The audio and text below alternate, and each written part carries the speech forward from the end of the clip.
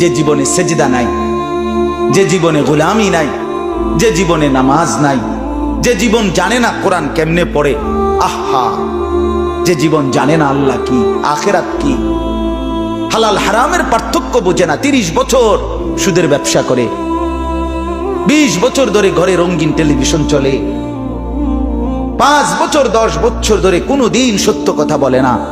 আহা, এমন নাফরমান কি 1-2 জন?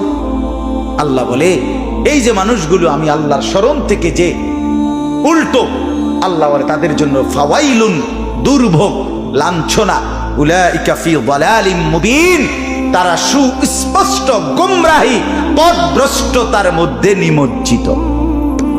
তাইলে ভাত খাইতে আছেন ঠিক আছে, কিন্তু গোমরা,